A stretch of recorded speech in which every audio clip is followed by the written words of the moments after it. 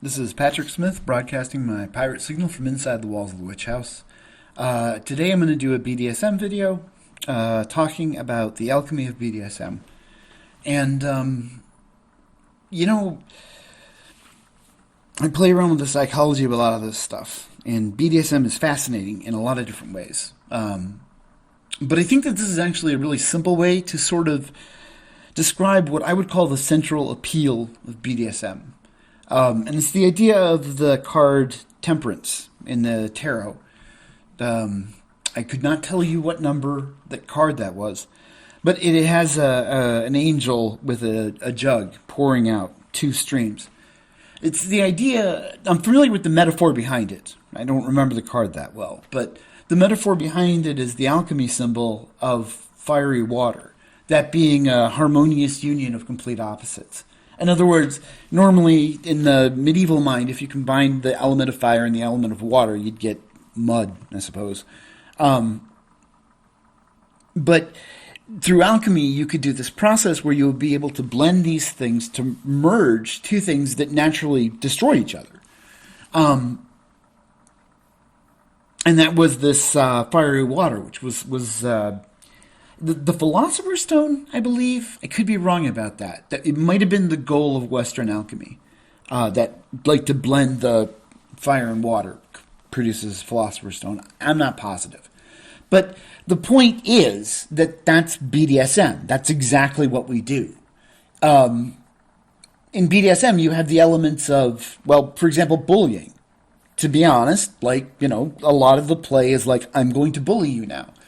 And to a certain degree, the more you can express that aggression freely, in a constrained manner, right? You don't want to hurt anybody, but, really pick on the person, the more trust has to underlie it. So the more aggressive you get, the more love you're showing. There was a study, a book written in the 1930s, 1939, I believe, and it was a study of the emotion of anger. And it's interesting that field, that whole exploration has just been dropped. But you had this therapist, and he was figuring that he was studying anger. And one of the experiments was to bring in a couple and to just say, okay, for the next 2 minutes, we just want you to scream at each other. Just any insult you can come up with, below the belt, anything. Just, and it's for 2 minutes, we're just going to do that, so all gloves are off. You can't hold a grudge later on. And they brought the couples in there and they, had them do that. And what he found is that the couples that were able to get the most violent in their expression of anger were the ones who had the most intimacy.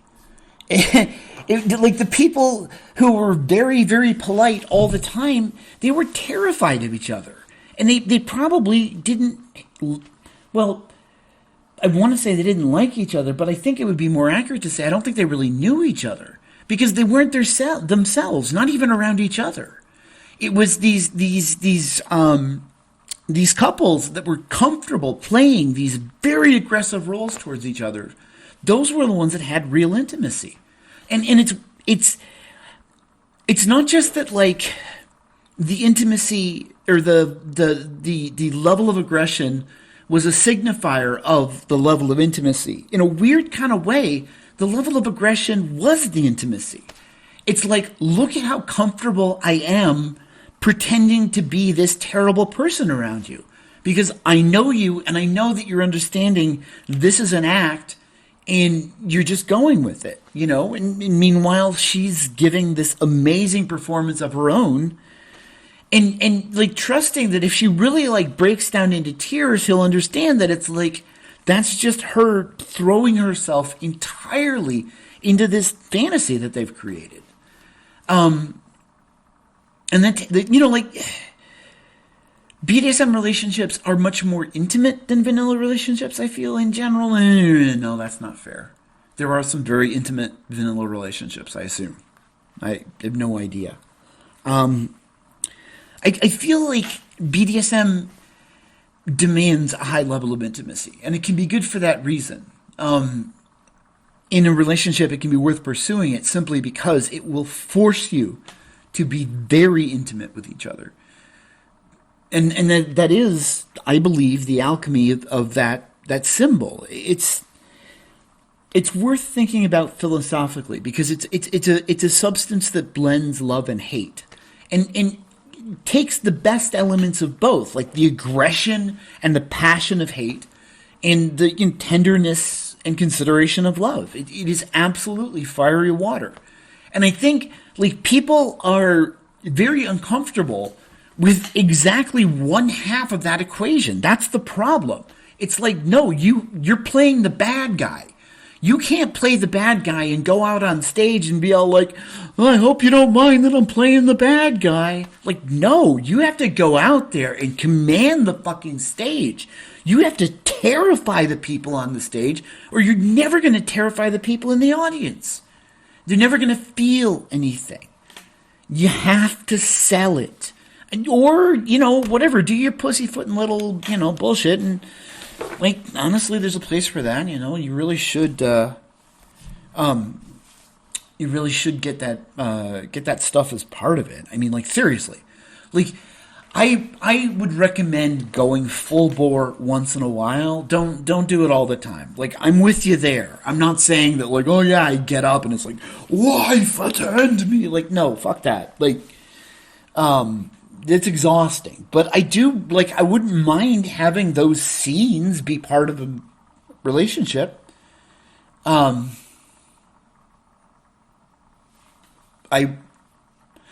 feel like I would almost, God damn it, how do I put this? It's so much a passion of mine that I don't know if I would feel comfortable getting into a relationship with somebody who wasn't okay with it, at least. I don't know if you've noticed the framing of this shot. This is obviously a conscious tribute to Robert Mapplethorpe, the BDSM photographer who was amazing at framing. Like, seriously, look at his early work. That man could, like, put a can off center, and you're like, holy shit, how is that beautiful? And then he did the BDSM stuff because I guess he ran out of ideas. Like, frankly, I mean, let's be fair, Bob. When you were shoving a whip up a guy's ass on canvas, like, that was pretty much shock value, okay? Like, you can do BDSM and make it beautiful. You can show the breaking submission of a willing soul. And if you can capture that on film, like, yeah, do it off center. People will love it. Obviously, this is more of a rant at this point. I have trouble concentrating sometimes. For reasons, I have a medical marijuana license. To treat PTSD. I was abused. And keeping it on theme with the BDSM, I'd like to talk about that now. How BDSM relates to abuse. Because, honest to God, man, it's a good question. I don't know the answer. I suspect that as a child, you sexualize the activities that are happening because doing so lessens the impact on your psyche. It's a way of cushioning it. You sexualize it because that cushions the force of the blow. And then later on in life, you have an expanded capacity. Like, you've been stretched, and that means that you can go farther. I mean, hopefully, God, I don't know. Like, I'm very uncomfortable with the idea of stretching. I am uncomfortable with anything that would alter the other person's body in a permanent way, with a couple of very small exceptions. But that's my comfort level, you know? That's where I draw the line. Like, I know that there are things that you could do to a person that would actually, like, diminish them. And I don't know how to explain it. Like, here's an example, right? A very extreme example, right? But if I did get in a marriage kind of a thing, and she was into that sort of thing, I would love to brand my wife. But have a ceremony, and I would not pressure her on that. I would also want to, well, there's a second part that I would want to add in, but that's,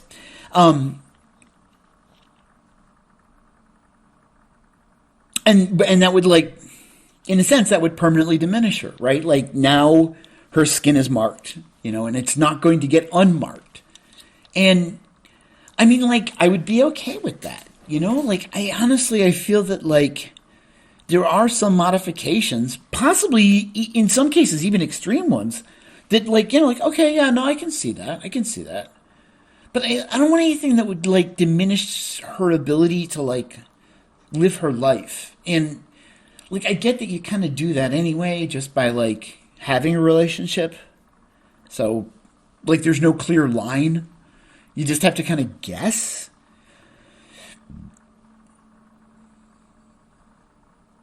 I honestly, I think you let the highs drive you. You know what I mean? Like, you go for those really good moments. You go for the moments when you're on fire. And like, as much of the rest of it, you just kind of let it sort itself out.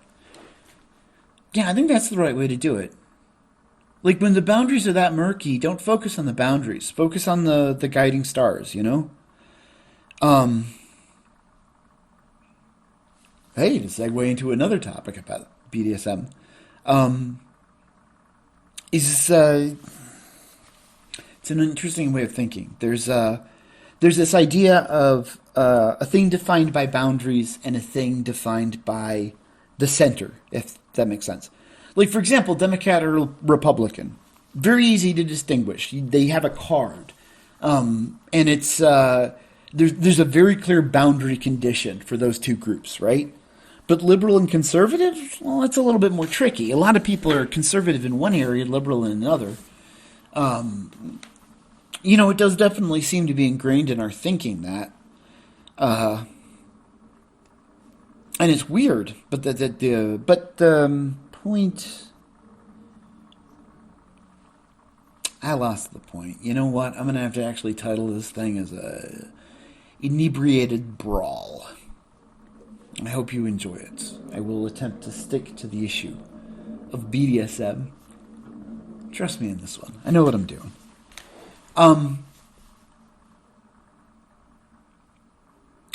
I have always felt that pain is the coin you pay to change. When I was studying Buddhism, we had to sit. And we have to sit cross-legged. And I was monstrously fat and had very poor joints. And I really, like, hurt myself, actually, honestly. I pushed myself too far. I broke my knee when I was 14. And I aggravated that old war wound. And, but I got used to it. Like, God, there were some retreats where I would be sitting and I would be in sheer agony for an hour. And then they would, ring the bell and I'd get up and I'd walk around and they'd ring it and I'd come back and I'd do it again. And it was just pure pain. And I learned something through that. Like, not what I expected. I think I learned not to do that.